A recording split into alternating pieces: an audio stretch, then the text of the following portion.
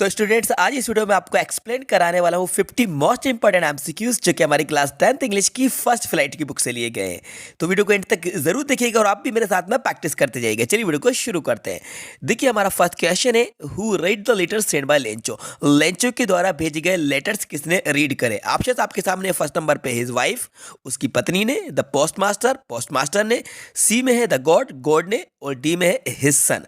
देखिए, आपने जब इस स्टोरी को रीड किया होगा जिसका नाम है अ लेटर टू गॉड, तो आपको पता होगा कि ये जो लेटर्स लेंचो के द्वारा भेजे गए थे, मतलब कि लिखे गए थे, उनको किसने रीड किया था। तो हमारा जो करेक्ट आंसर होगा वो होगा बी वाला, द पोस्ट मास्टर। जी हाँ, पोस्ट मास्टर ने ही लेंचो के लेटर्स को रीड किया था। तो याद रखिएगा, इसका जो राइट आंसर होगा वो होगा बी वाला, द पोस्ट मास्टर। ठीक है, चलिए देखते हैं second number question. Who is the author of the lesson a letter to God. तो ये जो चैप्टर है अ लेटर टू गॉड, इसके ऑथर कौन है। तो देखिए, इसका मैं आपको डायरेक्टली आंसर बताया, तो इसका राइट आंसर होगा आपका ए वाला, जीएल फैंटेस्ट। ठीक है, तो राइट आंसर ए है। इसके बाद देखते हैं question number third, how much money did Lencho want. Lencho को कितने पैसे चाहिए थे। लेंचो को कितने पैसे चाहिए थे, मतलब कि लेंचो की जो पूरी की पूरी जो फसल थी वो डिस्ट्रॉय हो गई थी। तो लेंचो ने जो डिमांड करी थी गॉड से लेटर, इसीलिए गॉड को लेंचो ने लिखा था, उसने कितने पैसे की डिमांड करी। तो बच्चों, इसका राइट आंसर आपको भी पता होना चाहिए। मैं आपको बता दूं, इसका राइट होगा ए वाला, जी हाँ, 100 पेसोस। तो 100 पेसो की डिमांड करी थी किसने, लेंचो ने। तो 100 पेसोस चाहिए थे लेंचो को। ठीक है, मतलब कि मुआवजे के तौर पर वो 100 पेसोस मांग रहा था, जिससे कि वो दोबारा से न्यू क्रॉप्स को लगा सके और वो अपने जीवन बसर कर सके। ठीक है, आगे बढ़ते हैं क्वेश्चन नंबर 4 की तरफ। तो देखिए, क्वेश्चन नंबर 4 है, वेयर वाज लेंचोस हाउस सिचुएटेड। काफी ज्यादा इंपॉर्टेंट है, लेंचो का घर कहां पर स्थित था। ठीक है, इन अ सिटी, शहर में था, नहीं भाई बिल्कुल नहीं हो सकता। इन द फॉरेस्ट, जंगल में था, ये भी नहीं है। बॉटम ऑफ द हिल या टॉप ऑफ द हिल। अब देखिए, आप थोड़ा सा ध्यान लगाइए कि टॉप ऑफ द हिल था या फिर बॉटम ऑफ द हिल था। तो बच्चों, ये जो क्वेश्चन है आपका 4th नंबर का राइट आंसर होगा आपका डी वाला, टॉप ऑफ अ हिल, मतलब कि पहाड़ी की टॉप पर स्थित था लेंचो का घर। यहाँ से वो अपने खेतों को देख सकता था, रिवर्स को देख सकता था। ठीक है, बॉटम में नहीं था, टॉप में था, मतलब कि एक लोता उसका जो घर था पूरी पहाड़ी के ऊपर, वहां से वो अपने खेतों को देख लेता था। तो राइट आंसर हमारा होगा डी वाला। क्लियर है। अब देखते हैं क्वेश्चन नंबर 5। क्वेश्चन नंबर 5 है, व्हाट डिस्ट्रॉयड लेंचोस फील्ड। किस चीज ने लेंचो की फील्ड को डिस्ट्रॉयड कर दिया था। डिस्ट्रॉय कर दिया था मतलब कि नष्ट कर दिया था, पूरी तरह से विनाश कर दिया था। ठीक है, तो क्वेश्चन आपका 5 में ऑप्शन देखिए, पहला कह रहा है लोकस्ट, हेलस्टोन, लीव्स, सेल्ट। तो आपने इस स्टोरी को रीड किया होगा तो आपको पता होगा क्वेश्चन नंबर 5 का जो राइट आंसर होगा हमारा बी वाला। दोस्तों, मुझे पता है आप सब परेशान हो, सीबीएसई ने पैटर्न बदल दिया है हमारा, बट टेंशन मत लीजिए। मजे की बात यह है कि पूरा पैटर्न ऑब्जेक्टिव हो गया, इसलिए हमें करनी है सिर्फ और सिर्फ मॉक टेस्ट की प्रैक्टिस। तो ये एक ऐप है फ्लो, चलो पहले डाउनलोड करो। अब आपको इस प्रैक्टिस सेक्शन में जाना है और सारे सब्जेक्ट्स के क्लास 12 और क्लास 10 दोनों ही के स्टूडेंट्स के लिए ये एक बनी हुई है पूरे एग्जाम इन्वायरमेंट की फीलिंग के साथ। इस मॉक पेपर में टाइमर भी लगा हुआ है, तो आपको टेस्ट के एंड पर पता चल जाएगा कि कौन सा सवाल आपने सही किया और कौन सा गलत। हर टेस्ट की अपनी रिपोर्ट जनरेट होती है। दूसरी और ज्यादा इंपॉर्टेंट बात, जिस भी क्वेश्चन में आपको प्रॉब्लम हुई उससे इमीडिएटली आप इस ऐप पर एक्सपर्ट ट्यूटर से पूछ सकते हो और 60 सेकंड्स के अंदर एक ट्यूटर आपके साथ लाइव कनेक्ट हो जाएगा और आप अपना कंसेप्ट क्लियर कर लो। अभी इंस्टॉल करो और इस बार बोर्ड में आप 100% स्कोर टारगेट करोगे। वाला हेलस्टॉर्म्स, मतलब कि ओलावृष्टि ने, मतलब कि ओलों की बारिश हुई थी, तो ओलावृष्टि ने लेंचो की पूरी फसल को बर्बाद कर दिया था। क्वेश्चन आपका 6 है, तो 6 नंबर का क्वेश्चन है, Lencho wrote a letter to. तो लेंचो ने लेटर किसको लिखा था। ठीक है, लेंचो ने लेटर किसको लिखा था, मतलब किसको एड्रेस करा था जब लेंचो ने लेटर लिखा था। तो 6 नंबर का जो क्वेश्चन है, इसका राइट आंसर आपको सबको अच्छे तरीके से पता होगा, बी वाला गॉड, क्योंकि चैप्टर का नाम ही है ना a letter to God. A letter to God, जिससे कि मैंने आपको अभी बताया था। देखिए, इस चैप्टर का नाम है अ लेटर टू गॉड। यहाँ पर हम देखते हैं ये देखिए, अ लेटर टू गॉड नाम है ना, तो बस ये जो राइट आंसर होगा हमारा गॉड राइट आंसर है। ठीक है, तो बी वाले पे लगा दीजिएगा, बी इसका करेक्ट आंसर है। लेंचो ने लेटर गॉड को लिखा था। ठीक है, क्वेश्चन आपका 7, who is the poet of the poem dust of snow. Dust of snow के पोइट कौन है। ठीक है, तो इसका राइट आंसर होगा रॉबर्ट फ्रॉस्ट है, ए वाला राइट आंसर है। इसके बाद क्वेश्चन नंबर 8 की तरफ आगे बढ़ते हैं। क्वेश्चन 8 है, what did the cow shake on the poet. ठीक है, what did the cow shake on the poet. तो ऑप्शन आपके सामने, ए डस्ट ऑफ सॉइल, ये डस्ट ऑफ स्नो, ये डस्ट ऑफ टी, और डस्ट ऑफ एश। तो क्वेश्चन नंबर 8 का जो राइट आंसर होगा वो होगा बी वाला, जी हाँ, डस्ट ऑफ स्नो। क्वेश्चन 9 है, the dust of snow affected the poet bye.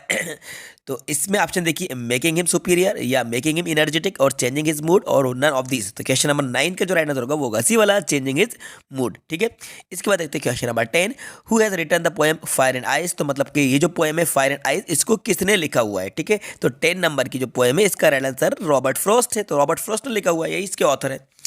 Question number 11 है, what does ice symbolize in the poem fire and ice. तो मतलब कि आइस, ये जो पोएम है फायर एंड आइस, इसमें जो आइस है ये किसको सिंबलाइज करता है, ठीक है। ऑप्शन आपके सामने desire, hatred, love and pain. तो क्वेश्चन नंबर आपका जो 11 है इसका रहना होगा आपका बी वाला, हेट्रेट को सिंबलाइज करता है। किसको? हेट्रेट को, मतलब कि नफरत को, घृणा को। अब देखते हैं क्वेश्चन नंबर 12। तो बच्चों जितने भी क्वेश्चन आपको यहाँ पर एक्सप्लेन कराए जा रहे हैं, सोल्व कराए जा रहे हैं, सारे ही मोस्ट इंपॉर्टेंट है। 2022 में आपका जो इंग्लिश का पेपर होने वाला है उसके लिए ये सारे क्वेश्चंस को आप अच्छे तरीके से कवर कर लिएगा, आप इनको नोट करते जाइएगा, ठीक है। अब देखते हैं question number 12, what does fire symbolize in the poem fire and ice. में फायर जो है वो किसका सिंबलाइज है, ठीक है। तो क्वेश्चन आपका जो 12 नंबर का इसका रहना तो होगा आपका डिजायर, ठीक है। डिजायर राइट आंसर है। आगे बढ़ते हैं, क्वेश्चन आपका 13 नंबर का है, according to Nelson Mandela what is courage. Nelson Mandela के अकॉर्डिंग करेज क्या है? करेज का मतलब होता है साहस। क्या होता है? साहस। तो साहस क्या है? देखिए ऑप्शन आपके सामने ए बी सी है, तो इनको आप रीड कर लीजिएगा, मैं आपको आंसर बता देता हूँ। क्वेश्चन आपका जो 13 है इसका जो राइट आंसर होगा आपका बी वाला। क्या होगा? बी वाला, ट्राइम ओवर फियर, ठीक है। मतलब कि डर पर विजय पा लेना, डर को काबू कर लेना, यही हमारा करेज है, ठीक है। क्वेश्चन आपका 14, according to Nelson Mandela what is country's greatest wealth. Nelson Mandela के अकॉर्डिंग किसी भी देश की, किसी भी कंट्री की सबसे बड़ी संपत्ति क्या है, ग्रेटेस्ट वेल्थ क्या है। तो भाई वहाँ की सबसे बड़ी संपत्ति वहाँ के लोग ही होते हैं, तो इट्स पीपल होगा। क्या होगा? इट्स पीपल राइट आंसर है, ठीक है। आगे बढ़ते हैं क्वेश्चन नंबर 15 की तरफ। बच्चों वीडियो पसंद आए तो वीडियो को लाइक कर देना, लाइक का बटन आपको दिख रहा होगा तो लाइक का बटन तो दबा दीजिए, क्योंकि किसी भी वीडियो को बनाने में बहुत ज़्यादा मेहनत लगती है और आपका मुझे पूरा सपोर्ट चाहिए, जिससे कि मैं आपकी इंग्लिश की 100% तैयारी करा सकूं, ठीक है। फिलहाल बात करते हैं क्वेश्चन नंबर 15 की तरफ। According to Mandela what comes naturally to heart. मतलब कि नेल्सन मंडेला के अकॉर्डिंग कौन सी चीज़ नेचुरली हमारे हार्ट में आती है। तो हेट्रेड आती है, लव आता है, या डिस्क्रिमिनेशन होता है, या फिर यूनिटी होती है। तो 15 नंबर की क्वेश्चन है, इसका राइट आंसर होगा हमारा बी वाला, लव, ठीक है। राइट आंसर बी है। 16 को देख लेते हैं, who has written the poem a tiger in the zoo. A tiger in the जू, ये जो पोएम है इसको किसने लिखा हुआ है। तो इसका राइट आंसर होगा लेस्ली नॉरिस। तो ए राइट आंसर है, ठीक है। क्वेश्चन 17 है, 17 नंबर का क्वेश्चन है, द टाइगर लुक्स एट। तो जो टाइगर है वो किसकी तरफ देखता है। तो किसकी तरफ देखता है? स्टार्स की तरफ देखता है। रात में देखिए आपने पोएम को रीड करा होगा, तो स्टार्स की तरफ देखता है। किसकी तरफ देखता है? स्टार्स की तरफ रात में देखता है टाइगर। वो टाइगर जो कि जू में बंद रहता है, उसके बारे में यहाँ पर बात चल रही है। 18 नंबर को देखते हैं, who has written the story his first flight. तो हिज फर्स्ट फ्लाइट जो स्टोरी, इसको किसने लिखा हुआ है। तो इसका रहना तो होगा आपका ए वाला, राइट आंसर है, ठीक है। अब आगे बढ़ते हैं क्वेश्चन नंबर 19 की तरफ। 19 है, what was the seagull afraid of love. काफ़ी ज़्यादा इंपॉर्टेंट क्वेश्चन है, बहुत इंपॉर्टेंट क्वेश्चन है, इसके आने के चांसेस बहुत ज़्यादा हैं, ठीक है। What was the seagull afraid of life, afraid of. तो सीगुल जो था वो किस चीज़ से डरा हुआ था, भयभीत था, अफ्रेड था। तो 19 नंबर क्वेश्चन है भाई, फ्लाइंग है ना, फ्लाइंग से ही मतलब उड़ने से डरा हुआ था। किससे डरा हुआ था? उड़ने से। तो the seagull was afraid to flying, तो डरने, उड़ने से उसको डर था, ठीक है। तो वो उसको डर लगता था, वो उड़ना नहीं चाहता था, ठीक है। फ्लाइंग राइट आंसर होगा, ठीक है। 20, the lesson his first flight is about. तो फर्स्ट फ्लाइट जो लेसन है वो किसके बारे में। देखिए अभी मैंने आपको बताया था सीगुल के बारे में, ऊपर भी आया था, तो सीगुल के बारे में। किसके बारे में?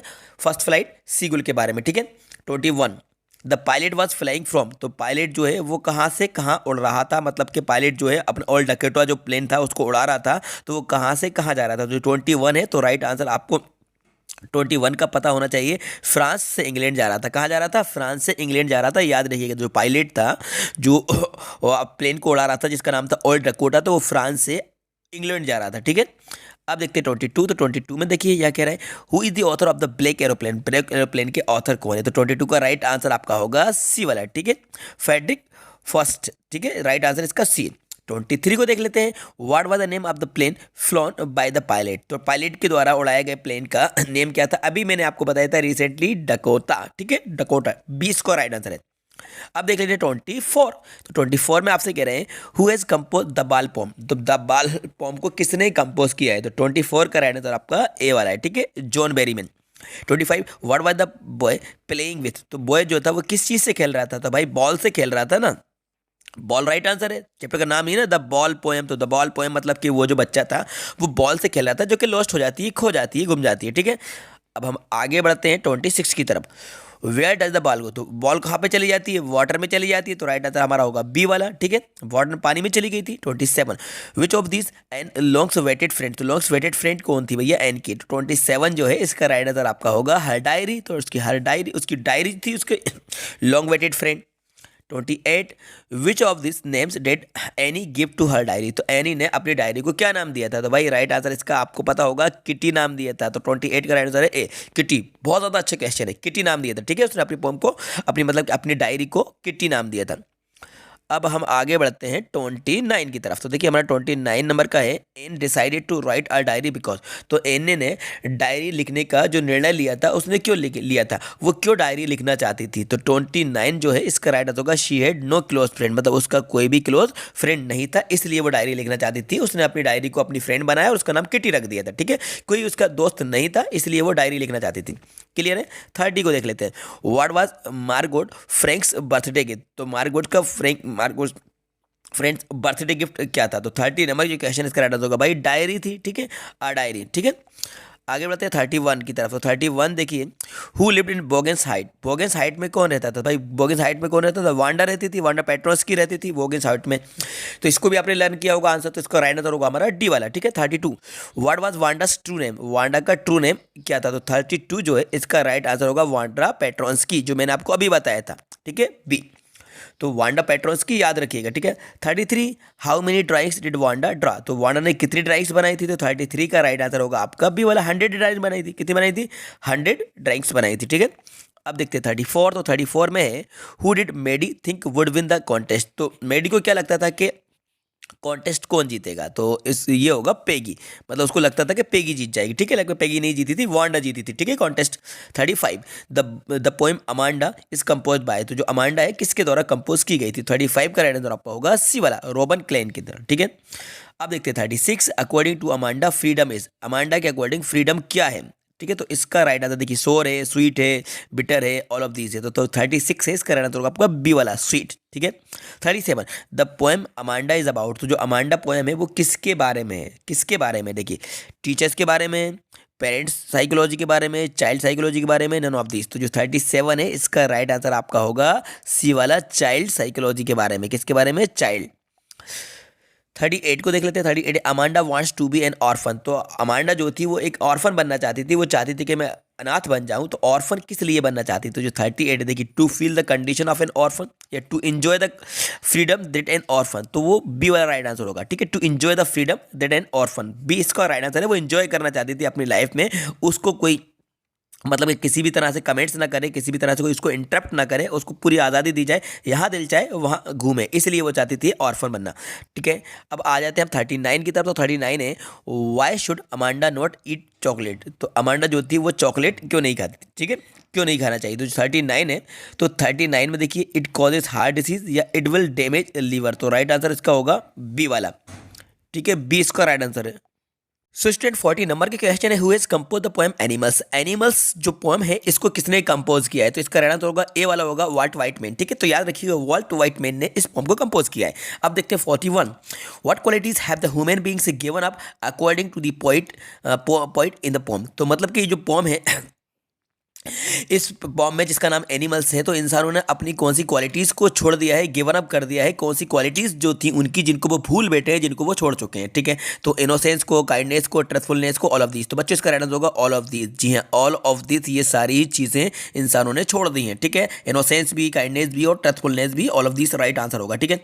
अब देखते हैं 42, what are the bakers known in Goa. तो बेकर जो है वो गोवा में किस नाम से जाना जाता है? बेकर को गोवा में क्या कहा जाता है? तो देखिए, पेडर कहा जाता है, या पोर्टुगीज कहा जाता है, पेकर कहा जाता है, या बेकर कहा जाता है। तो इसका राइट आंसर आपका होगा 42 का ए, पेडर कहा जाता है, ठीक है। तो याद रखिएगा, जो बेकर्स है, तो बेकर्स को गोवा में पेडर के नाम से जाना जाता है। किसके नाम से जाना जाता है? पेडर के नाम से जाना जाता है, ठीक है। कूर्ग इज फेमस फॉर, बहुत ही ज़्यादा इंपॉर्टेंट क्वेश्चन है, कूर्ग इज फेमस फॉर। तो कूर्ग किस चीज़ के लिए फेमस है? ठीक है, चाय के लिए, ब्रेड के लिए, कॉफ़ी के लिए, या ग्रीन के लिए। तो जो 43 है इसका जो राइट आंसर आपका होगा कॉफ़ी के लिए, जी हाँ, सी। तो Coorg is famous for coffee. तो कूर्ग जो है वो कॉफ़ी के लिए बहुत ज़्यादा फेमस है। किसके लिए? कॉफ़ी के लिए, ठीक है। इसके बाद 44, वेयर इज कूर्ग सिचुएटेड। काफ़ी ज़्यादा इंपॉर्टेंट क्वेश्चन है। कूर्ग जो है वो कहाँ पर सिचुएटेड, जो आपका क्वेश्चन भी होगा, आपने इसके आंसर को भी लर्न किया होगा, तो आपको इजीली तरीके से लर्न होगा। वेयर इज कूर्ग सिचुएटेड, तो कूर्ग जो है वो कहाँ पर सिचुएटेड है? मैसूर में है, या फिर चेन्नई में, या फिर हैदराबाद में, कोचिन में? जल्दी से राइट आंसर गेस कर लीजिए। 44 का क्वेश्चन है आपका, ये 44 नंबर का। तो इसका राइट आंसर आपका होगा ए वाला, मैसूर। कहाँ पर है? मैसूर में है कूर्ग, ठीक है। 45 को देख लीजिए। लैंग्वेज में स्टार्टिंग में river obtains is it's water from Coorg, तो कौन सी रिवर को कूर्ग से मतलब कौन सी रिवर से पानी कूर्ग में पहुंचता है, ठीक है। तो देखिए यमुना, नर्मदा या फिर कावेरी या फिर ताप्ती, तो जो 45 है इसका राइट आंसर आपका होगा सी वाला कावेरी, ठीक है। कावेरी रिवर है वहाँ पे। इसको what is Assam popularly non, तो असम किस चीज़ के लिए फेमस है, ठीक है। काफ़ी ज़्यादा इंपॉर्टेंट क्वेश्चन है। What is Assam popularly known as, तो असम किस चीज़ के लिए फेमस है, ठीक है। द टी कंट्री के लिए, चाय की कंट्री के लिए, कॉफ़ी कंट्री के लिए, ग्रीन कंट्री के लिए और प्लांटेशन कंट्री के लिए। जो 46 इसका राइट आंसर आपका होगा टी कंट्री। जी हाँ, आप सभी को पता होगा कि असम से ही चाय आती है, असम में ही चाय की खेती की जाती है, तो राइट आंसर होगा आपका टी कंट्री। तो असम जो है वो टी कंट्री के लिए बहुत ज़्यादा फेमस है, क्योंकि असम से ही पूरी कंट्री में और कंट्री के बाहर भी चाय को भेजा जाता है, ठीक है। 47 what rushes the meet the trees, तो देखिए वाइंड है, लाइट है, सन है, मून है, तो 47 का जो राइट आंसर आपका होगा ए वाला वाइंड, ठीक है। 48 the pieces of the moon can be seen in the crown of which tree, ठीक है। तो मतलब कि मून के पीसेज को देखा जा सकता है ग्राउंड विच ट्री, कौन से ट्री में, तो एप्पल ट्री में, हेमलॉक ट्री में या फिर ऑक ट्री में या फिर वॉलनट में। तो 48 का जो राइट आंसर आपका होगा सी वाला ओक ट्री, ठीक है। इसके बाद देख लेते हैं हम 49 में कह रहे हैं Gautam Buddha early name was, Gautam Buddha का अर्ली नेम मतलब कि बचपन का नाम क्या था। 49 का जो क्वेश्चन है गौतम बुद्ध का बचपन का नाम क्या था, सिद्ध था या साधु था या सिद्धार्थ या सिद्धनाथ था, तो इसका राइट आंसर आपका सी होगा सिद्धार्थ। जी हाँ, तो याद रखिए गौतम बुद्ध का चाइल्डहुड नेम जो था, अर्ली नेम जो था वो था सिद्धार्थ था। बाद में उनको गौतम बुद्ध नाम दिया गया, बाद में उनका नाम बुद्ध पड़ा जब उनको ज्ञान की प्राप्ति हो गई, लेकिन उनका चाइल्डहुड नेम था वो था सिद्धार्थ, ठीक है। तो राइट आंसर आपका सी वाला है, ठीक है। अब देख लेते हैं लास्ट नंबर के जो क्वेश्चन है आपका 50 where did Siddhartha go to stay until his English enlightenment came, तो मतलब कि सिद्धार्थ ने कहाँ पर रुकने का डिसाइड किया, कहाँ पर उन्होंने तपस्या करी कि उनको जब तक ज्ञान की प्राप्ति नहीं हो जाती तब तक वो किस जगह पर बैठे रहेंगे। तो देखिए हिज प्लेस, उनके स्थान अंडर पीपल ट्री, पीपल के ट्री के नीचे या फिर बनियन ट्री के नीचे या फिर कोई भी एक पेड़ के नीचे। तो जो 50 नंबर के क्वेश्चन है इसका रहना तो होगा बी वाला अंडर पीपल ट्री। जी हाँ, under peepal tree, peepal tree के नीचे ही उनको ज्ञान की प्राप्ति हुई, वहीं पर उन्होंने तपस्या करी, उसके बाद ही वहाँ से वो गौतम बुद्ध कहलाए, गौतम बुद्ध बने और वो उसको बोधि ट्री कहते हैं। क्या कहते हैं, बोधि ट्री के नाम से जाना जाता है। उस जगह को बोध गया भी, बोध गया के नाम से जाना जाता है, ठीक है। तो 20 को राइट आंसर है, ठीक है, 20 को राइट आंसर है। तो इस तरह से मैंने 1 से लेकर 50 तक पूरे एमसीक्यूज आपको डिटेल में एक्सप्लेन करा दिए, जो कि काफ़ी ज़्यादा इंपॉर्टेंट थे आपके बोर्ड एग्जाम के लिए। तो स्टूडेंट्स इस वीडियो को लाइक करिए, अपने दोस्तों के साथ शेयर करिए, और यदि चैनल पर नए हैं तो चैनल को सब्सक्राइब कर लीजिए। और आप चाहते हैं कि रिवीजन की सीरीज़ को कंटिन्यू रखा जाए, आपके जो भी टॉपिक्स थे उनको 1 बाय 1 कवर कराया जाए, इंग्लिश की 100% तैयारी कराई जाए, तो बस आप हमें सपोर्ट करते रहिए। और सपोर्ट करने के लिए आपको कुछ पे नहीं करना है, सिर्फ आपको हमारी वीडियोज़ को लाइक करना है, अपने दोस्तों के साथ शेयर करना है। तो इस वीडियो को भी शेयर करने में कंजूसी बिल्कुल मत करिए, ज़्यादा से ज़्यादा अपने दोस्तों के साथ शेयर करिए। तो देखते रहिए, सीखते रहिए। Thanks for watching.